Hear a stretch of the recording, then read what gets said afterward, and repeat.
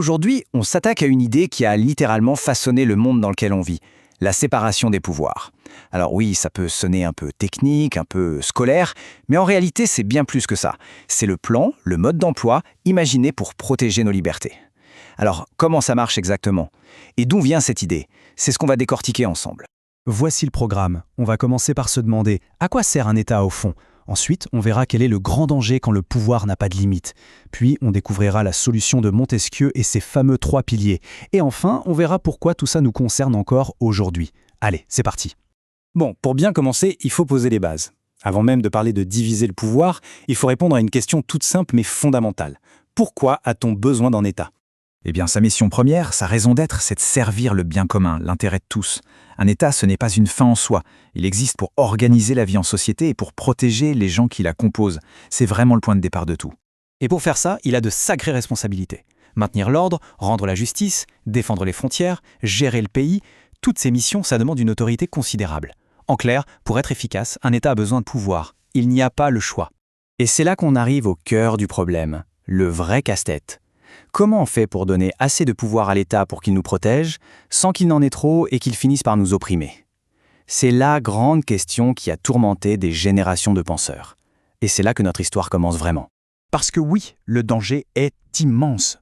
Quand tout le pouvoir est concentré au même endroit, dans les mains d'une seule personne ou d'un seul groupe, c'est la recette parfaite pour la catastrophe. C'est la porte ouverte à la tyrannie. Et les conséquences de la façon dont on structure le pouvoir sont radicales. D'un côté, si on divise le pouvoir, on tend vers la démocratie. De l'autre, si on mélange tout, si les pouvoirs sont confondus, on va tout droit vers un régime autoritaire.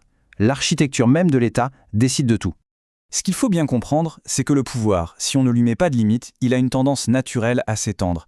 Et la conséquence directe, c'est la menace qui pèse sur ce qu'on a de plus précieux, nos droits et nos libertés. Heureusement, face à ce danger, un penseur a proposé une solution d'une intelligence folle. On en arrive donc à l'architecte de cette idée géniale, celui qui a théorisé un mécanisme pour, en quelque sorte, dompter la bête politique. On fait un petit bond dans le temps, direction le XVIIIe siècle, en plein siècle des Lumières. Un philosophe français, Montesquieu, passe son temps à observer et analyser les régimes politiques de son époque. Et dans son œuvre majeure, de l'esprit des lois, il ne se contente pas de décrire ce qu'il voit. Non, il propose un véritable modèle pour garantir la liberté. Et voilà la phrase clé, tout est là-dedans. C'est une idée simple, mais tellement puissante. Ce que Montesquieu a compris, c'est que les beaux discours sur la modération, ça ne suffit pas. Pour limiter le pouvoir, il ne faut pas compter sur la bonne volonté des dirigeants. Il faut construire un système, une mécanique ingénieuse où les différents pouvoirs se font contrepoids les uns les autres. D'accord, l'idée est brillante, mais concrètement, comment on la met en pratique? Eh bien, Montesquieu a identifié 3 fonctions bien distinctes au sein de l'État, 3 grands piliers. Et les voici. D'abord, le pouvoir législatif. C'est celui qui crée les lois. Ensuite, l'exécutif. C'est celui qui les applique. Et enfin, le judiciaire. C'est l'arbitre qui règle les conflits. Le coup de génie, c'est de confier chacun de ces pouvoirs à une institution différente. Comme ça, personne n'a tous les pouvoirs et tout le monde est obligé de collaborer et de se surveiller. Le premier pilier, le législatif, c'est la voix des citoyens, souvent incarnée par un parlement. Son travail, c'est de débattre et de voter les lois. C'est lui qui établit le cadre, les règles du jeu pour toute la société.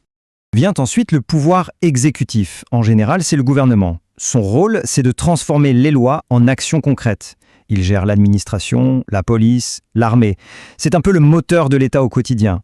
Et enfin, le troisième pilier, le judiciaire. Les juges, les tribunaux. Son rôle, c'est d'être l'arbitre. Et pour ça, il doit être indépendant des 2 autres.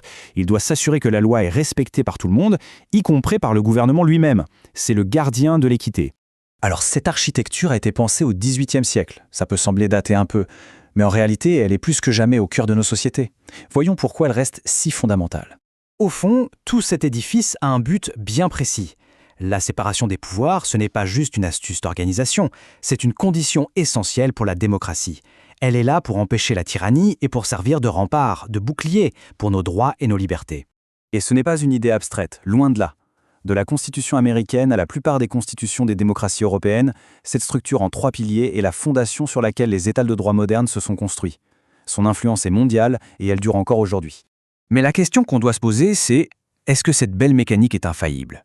Dans notre monde actuel, où les lignes entre les pouvoirs peuvent parfois devenir floues, où des crises peuvent justifier des pouvoirs exceptionnels, cet équilibre est-il une réalité définitivement acquise, ou bien est-ce un idéal qu'on doit défendre constamment?